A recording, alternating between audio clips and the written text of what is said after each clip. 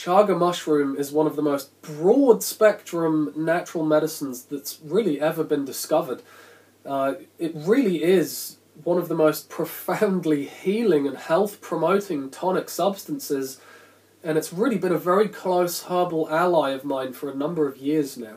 Now, there's really no way I could realistically do it full justice in just one video, so what I'm more than likely going to do is actually a series of videos over the course of time where, we can explore some of the more specific elements of chaga in a bit more depth. And so this video is really just going to be more of an introduction to chaga and really a look at some of its key health benefits and a look at actually why dual extracts are so important. And we'll also have a look at the ecological impact of commercial overharvesting.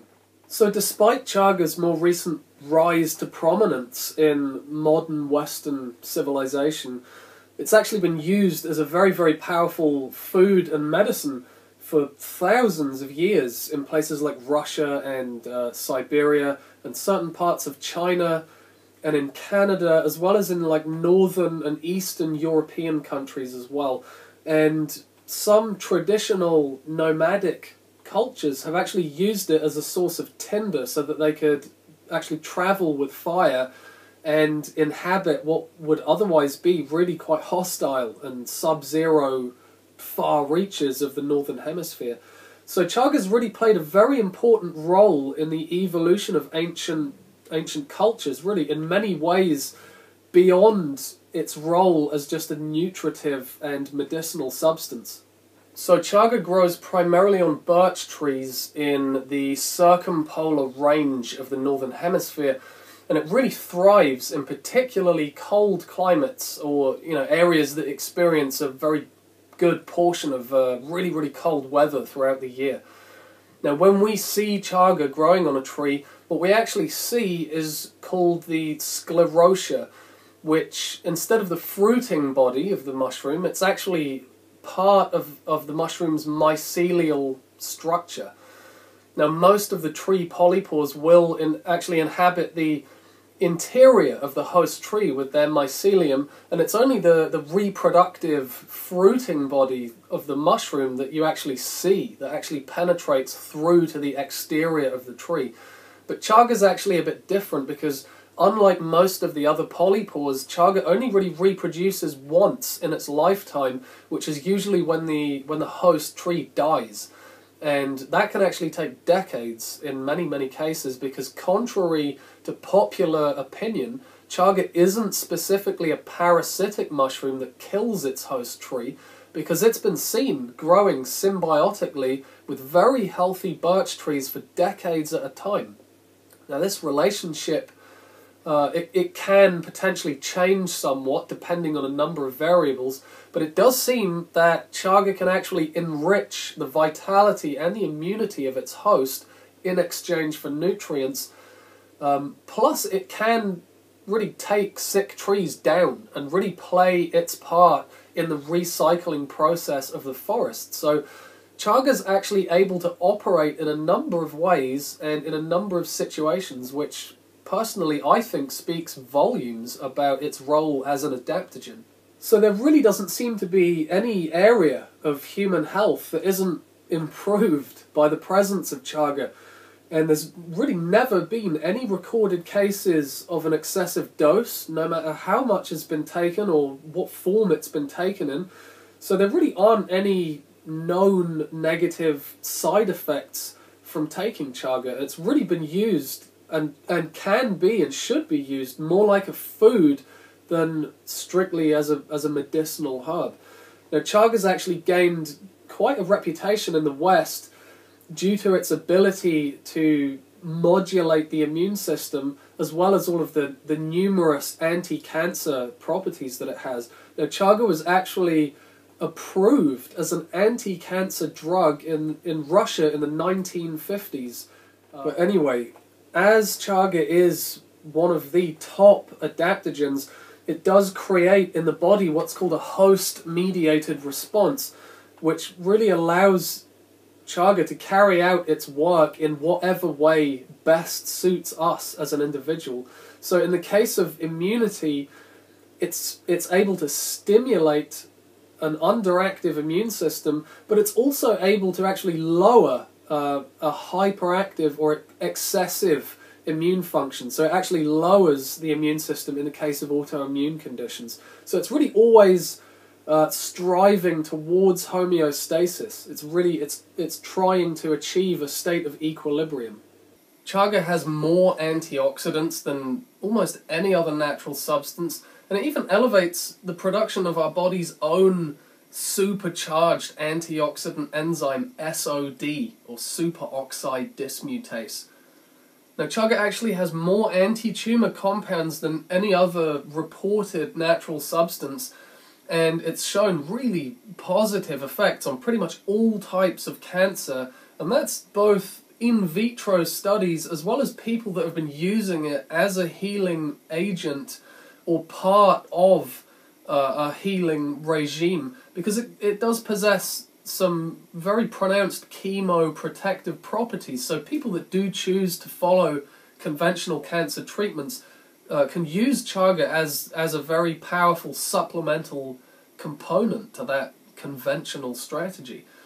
And really, on top of the immune enhancement and all of the anti-cancer benefits, it does also exhibit really powerful antiviral actions, and it's really shown real results in positively impacting HIV and influenza and various other viruses. Now, chaga's actually got such broad spectrum benefits that I'm not really going to even attempt to get into all of them here.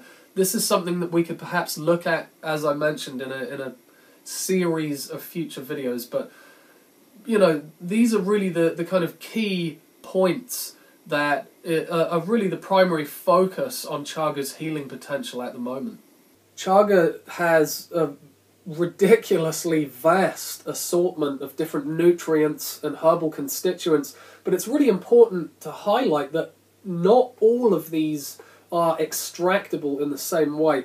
Now, chaga is actually very hard and kind of wood-like in its physical structure, and despite what some gurus are saying, there really isn't an awful lot of benefit to just eating it, you know, or grinding it up and powdering it and just eating that powder, because to fully access really the depth of benefits that chaga can offer to us, we really need to extract all of these properties from it. And so, you know, there's hot water soluble constituents, and there's also alcohol soluble constituents. Now, some of the alcohol soluble ones are actually extractable into fats or oils, but really for simplicity's sake, in this video we're just going to refer to those constituents as alcohol soluble.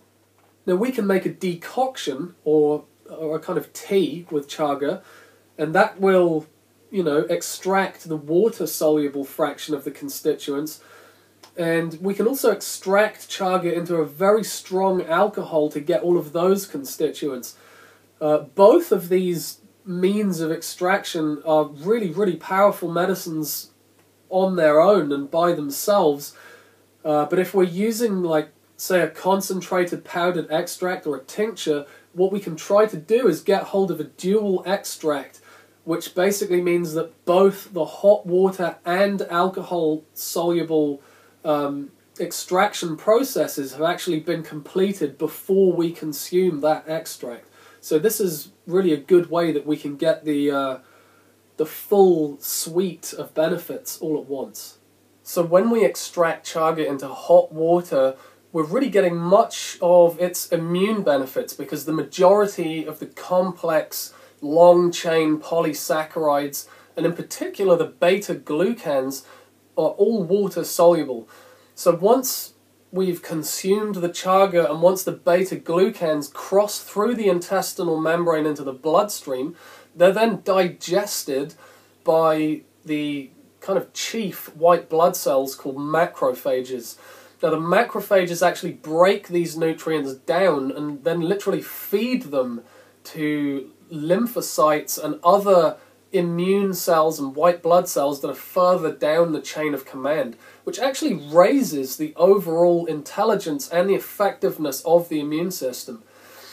Now, beta-glucans further enhance the activity of macrophages by stimulating the process of phagocytosis, which is a process you may have seen before, where the macrophage white blood cell actually hunts down the invading pathogens in the bloodstream, and then it just engulfs them and consumes them and destroys them, and then eliminates them as just harmless waste. So beta-glucans actually stimulate this really, really important immune response. Now, they also support the production of interleukins and cytokines, which are actually signaling proteins that act really like the communication network of the immune system. Now, they raise the alarm when there's an issue that needs attention, and they really rally the exact troops that are needed at the scene. So they really make the whole process as efficient as possible. Now, the activity of interleukins actually stimulates the bone marrow to produce more macrophages. So this whole process acts as a kind of immune system feedback mechanism that's really stimulated by the beta-glucans. So all of this really improves immune function to such a degree that a lot of cells and tissue that's damaged from oxidative stress is much more likely to get repaired and even prevented, really, from this kind of damage in the first place. But although you can access all of these benefits through the hot water extraction, it does appear through studies and research that's been done that a lot of these water-soluble nutrients are actually, they do operate to a much higher standard when they're in the presence of other accessory nutrients, which really would be a lot of the various other alcohol-soluble constituents that are in chaga.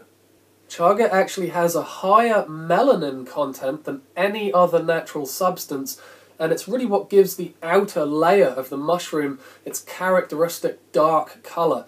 Now, in our bodies, melanin is responsible for the colour of our skin and the colour of our hair, as well as the pigment of our eyes, of the iris in our eyes.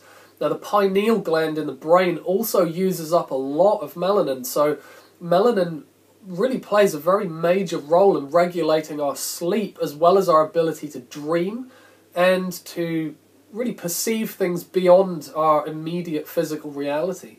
Now, as we age, it does become much more difficult to hold on to melanin in the body, which is part of the reason why we so commonly lose the colour of our hair and the brightness of our eyes can begin to fade. So introducing a very good potent source of melanin into the body regularly is definitely a very good part of an anti-aging strategy. Now, melanin is also a very powerful antioxidant, and it can really offer protection from all of the unavoidable radiation and electromagnetic pollution and all the heavy metals that we're surrounded by on a daily basis now. Now, it's also very much a genoprotective substance because it really helps our DNA, or really protects our DNA from the ravages of stress and all of this oxidation that we're currently saturated with in modern life. So, as far as melanin's extractability, I actually think it is somewhat soluble in both water and alcohol. So some of chaga's herbal constituents really do require a much more astringent medium than hot water alone. So we can really access a lot of these compounds through very, very strong alcohol. And through that kind of strong alcohol, we're going to extract a lot of the triterpene compounds that are in chaga. Now, there's two main types of triterpenes in chaga. There's lanostane triterpenes, and there's also betulin-derived triterpenes. Now, the bulk of chaga's antiviral properties can actually be found in these triterpenes. And you can also find a lot more anti-tumor compounds and really a lot of these alcohol-soluble compounds really do serve up a large portion of chaga's anti-allergy and anti-asthma factors as well. So the interior of chaga mushroom is actually a bit softer and it's a bit more cork-like in its texture, and that's the part of the mushroom that contains all of the lanostane triterpenes, which are really more focused on a kind of antibacterial and antimicrobial effect that is apparently really quite effective in treating candida. But the more abundant triterpenes are really the betulin and betulinic acid that the chaga mushroom actually draws out of the birch bark and concentrates into its darker outer skin. Now, chaga actually metabolizes all of these triterpenes and really breaks them down and makes them much more bioavailable to the human body than they would otherwise be. Now, betulinic acid has been shown to have a very pronounced impact on many different types of cancer, and in vitro studies have really consistently shown cancer cells to stop growing and even reverse growth in direct proportion to the amount of betulinic acid that's introduced. So betulinic acid really increases the flow of oxygen throughout the body, and it's one of the most powerful antivirals that's actually currently being used at the moment in the treatment of AIDS and HIV. And betulinic acid really does carry quite a similarly low pH to that of tumour cells. And so it's actually naturally attracted to them because of that. And once it actually gets contact with tumour cells, it stimulates the process of apoptosis, which is actually an immune function. It's initiated by the immune system, and it's actually a kind of controlled and managed and deliberate cell death. So it's isolating these dangerous malignant cells and actually deliberately destroying them. So betulinic acid really does have a very strong anti-tumour action as well. So I've got some chaga here, and you can see the kind of outer layer or the kind of skin of chaga is actually a lot darker, and that's where you're going to have the bulk of the melanin and all of the betulin derived triterpenes. And then on the inside, it's much lighter. It's a kind of copper brown orangey colour, and it's a bit softer. It has that kind of cork texture to it, and that's where you're going to find all of the lanostane triterpenes. So there are many ways that we can enlist chaga as a herbal ally. We can use it in hot water decoctions, or we can use dual extract tinctures or dual extract concentrated powdered extracts. We can really have a look at some of these and some simple and creative ways that we can work with chaga.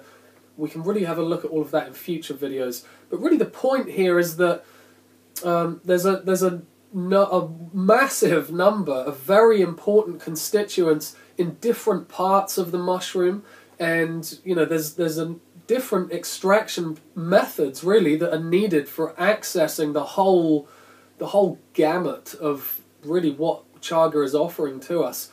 So it's really important to remember though that if you're buying concentrated extracts or tinctures, that if it doesn't say dual extracted, then it won't be. So before I wrap this up, I want to just talk about something that's all too easily avoided by a lot of people, and it is very, very important. Now, due to the current rush of interest in chaga, especially in the West, there's really been a whole global chaga industry born as a result of this interest. And although chaga is an extremely important medicine for humanity at this time, there really is a very real and unavoidable situation, really, with commercial overharvesting, where wild chaga is actually being removed from its natural environment faster than it can reproduce. If the sclerotia of chaga is actually removed from the tree, then the ability for that mushroom to actually form its recipienate fruiting body is also removed. So when the tree or the host tree actually dies, so does the lineage of that chaga, because it doesn't have any way of producing or releasing any spores. Now, conservation initiatives are really very few and far between, and what little there is often based really on a lot of conjecture. And often people really, they leave a little bit of the chaga on the tree in an attempt to allow the mushroom to kind of grow back and to regenerate somewhat. And although it is a possibility, this does happen in the wild, it is still dependent on a number of different variables that really don't always allow for full regeneration to occur. And a lot of this is very dependent on the age of the host tree, or the health of that tree, as well as the biodiversity of the surrounding ecosystem and any kind of environmental pollutants and other factors that may be present. All of these things really play a role here. And so often the tree, it may be too sick, or it may die before the chaga actually has a chance to reform and regenerate fully. So people, another thing that people do is they try to inoculate the forest in some way, whether it's the tree or the soil or whatever, in an attempt to repopulate the chaga that they're actually removing from that ecosystem. But again, this is not a foolproof measure, and it can really take years, many years, before there are any kind of visible results that the inoculation has actually been successful. So really nobody actually knows if their attempts are successful for a very long time, and in most cases, even when people are taking these measures, they still continue to harvest anyway. And actually, many trees really do rely on chaga for vitality, because chaga, it's actually been made into a poultice and applied to birch trees that have actually been injured really with blight, and that poultice is packed tightly into the open wounds that are in the bark of the tree, and after a couple of years these trees are actually 100% healed, and actually they're completely blight resistant then for the rest of their lives. So it's very, very likely that wild chaga actually carries out this role in the face of a multitude of diseases, and it's actually a very advanced line of defense against many biological threats that enter into the forest ecosystem. So really the long-term consequences of severely impacting the integrity of wild chaga and potentially removing it completely from entire forests is not at all well understood, although it definitely is not a good thing, because the most profound disease resistance and interspecies immunity and adaptability that chaga provides will really have a devastating effect on very large ecosystems if it's actually permanently removed from them. Now, some of the chaga forests of Eastern Europe and Asia are really just so immense that it will take quite a while for chaga to become extinct there. But really the incremental damage will start to take its toll on the overall vitality of those ecosystems eventually.